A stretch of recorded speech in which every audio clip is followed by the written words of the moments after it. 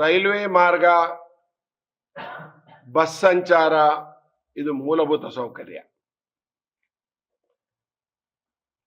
Railway ಮಾರ್ಗ ಅನ್ನುವಂತಹದ್ದು ನರಸಿಂಹರಾಜಪುರದವರೆಗೆ ಸ್ವಾತಂತ್ರ್ಯ ಪೂರ್ವದಿಂದನೂ ಇತ್ತು. ಇದು ಹೊಸ ರೈಲ್ವೆ ಮಾರ್ಗ ಅಲ್ಲ. ಅದು ನರಸಿಂಹರಾಜಪುರದಿಂದ ಶೃಂಗೇರಿಯವರೆಗೆ ಮಾತ್ರ ಹೊಸ ರೈಲ್ವೆ ಮಾರ್ಗ.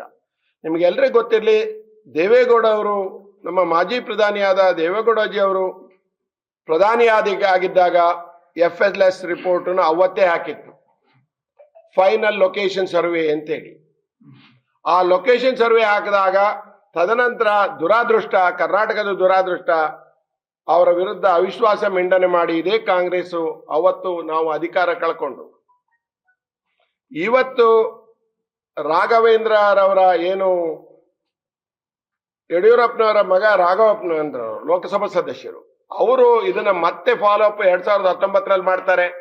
ಅದು ಮತ್ತೆ ವಾಪಸ್ ಬರುತ್ತೆ. ಮೊನ್ನೆ ಮಾರ್ಚ್ 25, 2025 ಇಸ್ವಿನಲ್ಲಿ ಮತ್ತೆ ಮಾಡ್ತಾರೆ.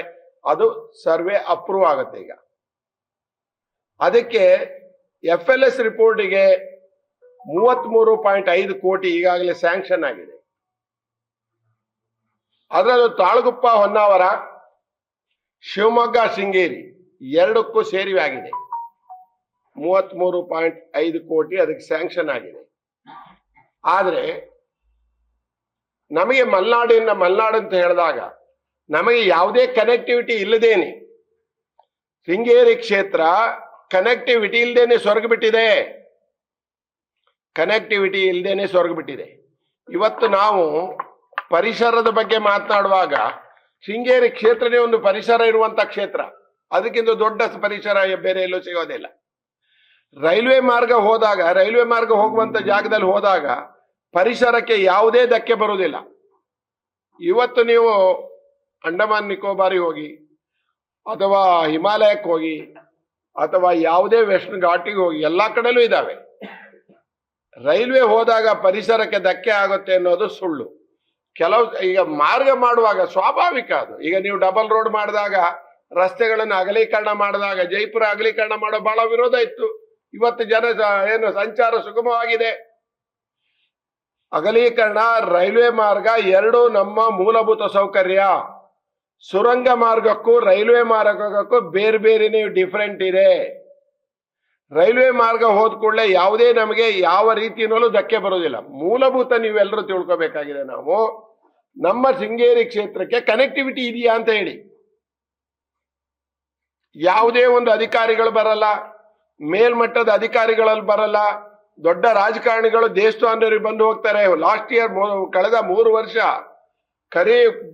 ಖಾಲಿ ಹೆಲಿಕಾಪ್ಟರ್ ಮಿನಿಸ್ಟರ್ಗಳನ್ನೇ ನೋಡಿದ್ವಿ ಹೊರತು ರಸ್ತೆ ಮಿನಿಸ್ಟರ್ಗಳನ್ನು ನೋಡಿಲ್ಲ. ನಾವು ರಸ್ತೆಯಲ್ಲಿ ಹೋಗ್ಲಿಕ್ಕೆ ಆಗ್ತಿರ್ಲಿಲ್ಲ. ಹಾಗಾದ್ರೆ ರೈಲ್ವೆ ಸಂಚಾರ ಸುಗಮ ಸಂಚಾರದ ಒಂದು ಅವಿಭಾಜ್ಯ ಅಂಗ. ಅದರಲ್ಲೂ ಯಾರಿಗೆ ಅಲ್ಲಿ ಬಂತು ಅಂದ್ರೆ, ಇವತ್ತು ಒಂದು ಬಸ್ನಲ್ಲಿ ಓಡಾಡ್ಲಿಕ್ಕೆ ಅಲ್ಲ, ಶ್ರೀಮಂತರ ಕಾರಲ್ಲಿ ಓಡಾಡ್ತಾರಪ್ಪ. 52,000 ಕುಟುಂಬ ಇರುವಂತ ಶೃಂಗೇರಿ ಕ್ಷೇತ್ರ, 52,000 ಮನೆ ಇರುವಂತ ಶೃಂಗೇರಿ ಕ್ಷೇತ್ರ, 2,16,000 ಒಂದು ಜನಸಂಖ್ಯೆ ಇರುವಂತ ಕ್ಷೇತ್ರ. ಹುಡುಗರು ವಿದ್ಯಾರ್ಥಿಗಳು ಸೇರಿದ್ರೆ, ಹಾಗಾದ್ರೆ ಅವರಿಗೆ ಸುಗಮ ಸಂಚಾರಕ್ಕೆ ವ್ಯವಸ್ಥೆ ಬೇಕಲ್ಲ. ಆ ಸುಗಮ ಸಂಚಾರ ಅಂತ ಹೇಳಿದ್ರೆ ರೈಲ್ವೆ ಮೊದಲಿಂದಲೂ, ಅನಾದಿ ಕಾಲದಿಂದಲೂ ಬಡವರಿಗೆ ಕೈಗೆಟುಕುವ ದರದಲ್ಲಿ ಸಿಗುವಂತ ಒಂದು ಏನು ಸಂಚಾರ ವ್ಯವಸ್ಥೆ ಯಾವುದು ಅಂದ್ರೆ ಅದು ರೈಲ್ವೆ. ಆ ರೈಲ್ವೆ ಸಿಕ್ಕಿದಾಗ ನಮ್ಮ ಸಾಧಾರಣ ಒಬ್ಬ ಕೂಲಿ ಕಾರ್ಮಿಕ ಶಿವಮೊಗ್ಗಕ್ಕೆ ಹೋಗ್ಬೋದು, ಶೃಂಗೇರಿಗೆ ಹೋಗ್ಬೋದು, ನರಸಿಂಹರಾಜಪುರಕ್ಕೆ ಹೋಗ್ಬೋದು, ಬೆಂಗಳೂರಿಗೆ ಅವ್ರಿಗೆ ಕನೆಕ್ಟಿವಿಟಿ ಸಿಗತ್ತೆ. ನಮಗೆಲ್ಲ ಗೊತ್ತಿರ್ಲಿ, ಯಾರು ಹೇಳ್ತಾರೆ 4,000 ಪದವಿ ತಗೊಳ್ತಾರೆ ಪ್ರತಿ ವರ್ಷ ನನ್ನ ಕ್ಷೇತ್ರದಲ್ಲಿ. 4,000 ವಿದ್ಯಾರ್ಥಿಗಳು ಡಿಗ್ರಿ ತಗೊಂಡು ಹೋಗ್ತಾರೆ. 1,880 ಜನ ಖಾಲಿ ಶೃಂಗೇರಿ, ಕೊಪ್ಪ, ಎನ್ನಾರ್ಪುರದ ಕಾಲೇಜ್ಗಳಲ್ಲಿ ಹೋದ್ರೆ, ಹೊರಗಡೆ ಕಾಲೇಜ್ಗಳೇ ಶೃಂಗೇರಿಯಿಂದ ಹೊರಗಡೆ ಹೋಗಿ ಓದೋರು 3,000 ಜನರವರೆಗಿದ್ದಾರೆ. 4,000 ಕಡಿಮೆ ಅಂತ ಹೇಳಿ ನಮ್ಮಲ್ಲಿ ಪದವಿ ತಗೊಳ್ತಾರೆ. ಅಲ್ಲಿಗೆ ಒಂದೇ ಒಬ್ಬ ಇನ್ವೆಸ್ಟರ್ ಬರ್ಲಿಕ್ಕೆ ಆಗ್ತಿಲ್ಲ, ಅವ್ರು ಹೊರಗಡೆ ಹೋಗ್ಲಿಕ್ಕೆ ಆಗ್ತಾ ಇಲ್ಲ, ಅಲ್ಲಿ ಯಾವುದೇ ಒಂದು ಕಂಪನಿ ಬರ್ಲಿಕ್ಕೆ ಆಗಲ್ಲ. ಇವತ್ತು ಮಲೆನಾಡಿನಲ್ಲಿ ಬೇಕಾದಷ್ಟು ಏನು ಸಂಸ್ಕರಣಾ ಕೇಂದ್ರಗಳು ಮಾಡ್ಬೋದು. ಕಾಫಿ ಸಂಸ್ಕರಣಾ ಕೇಂದ್ರ ಮಾಡ್ಬೋದು, ಅಡಿಕೆ ಸಂಸ್ಕರಣಾ ಕೇಂದ್ರ ಮಾಡ್ಬೋದು, ಅರಿಶಿನ ಸಂಸ್ಕರಣಾ ಕೇಂದ್ರ ಮಾಡ್ಬೋದು. ಯಾರು ಬೇಕಾದ್ರೂ ಬರ್ಲಿಕ್ಕೆ, ಬಂದು ಹೋಗ್ಲಿಕ್ಕೆ ಕನೆಕ್ಟಿವಿಟಿ. ಅದರಲ್ಲೂ ಕಾರ್ಮಿಕರು ಓಡಾಡ್ಲಿಕ್ಕೆ ಆಗ್ತಿಲ್ಲ. ನಮ್ಮಲ್ಲಿ ಬಡತನ ಬಹಳ ಅಷ್ಟೇ ಇರ್ಲಿಕ್ಕೆ ಕಾರಣ ಕನೆಕ್ಟಿವಿಟಿ ಇಲ್ಲದೇನೆ ಇರ್ಲಿಕ್ಕೆ.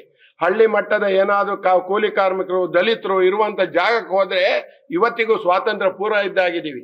ಕಾರಣ ಕನೆಕ್ಟಿವಿಟಿ ಅಥವಾ ಮೂಲಭೂತ ಸೌಕರ್ಯ ಇಲ್ಲಿದೆ. ಯಾರು ವಿರೋಧಿಸ್ತೀರೋ ಅಲ್ಲ ಮೂಲಭೂತ ಸೌಕರ್ಯ ಕೊಡ್ಬೇಕಾದಂತ ಜನಗಳಿಗೆ ಕೊಟ್ಟಿಲ್ಲ, ನ್ಯಾಯ ಸಿಗ್ಬೇಕಾದವ್ರಿಗೆ ಸಿಕ್ಕಿಲ್ಲ. ಆದ್ರಿಂದ ರೈಲ್ವೆ ಕನೆಕ್ಟಿವಿಟಿ ಬಂದಾಗ ನಮ್ಮ ಇಡೀ ಕ್ಷೇತ್ರಕ್ಕೆ ಬಡವರು ಓಡಾಡ್ಲಿಕ್ಕಾಗತ್ತೆ.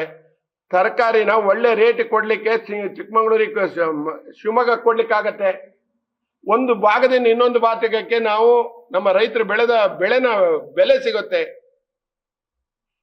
ವಿದ್ಯಾರ್ಥಿಗಳು ಹೋಗ್ಲಿಕ್ಕೆ ಈಗ ನೋಡಿ ಅಲ್ಲಿ ಸಹಕಾರ ಸಾರಿಗೆ ಬಸ್ ನಿಂತು ಹೋದ್ಮೇಲೆ ವಿದ್ಯಾರ್ಥಿಗಳ ಪರಿಸ್ಥಿತಿ ಚಿಂತಾಜನಕ ಆಗಿದೆ.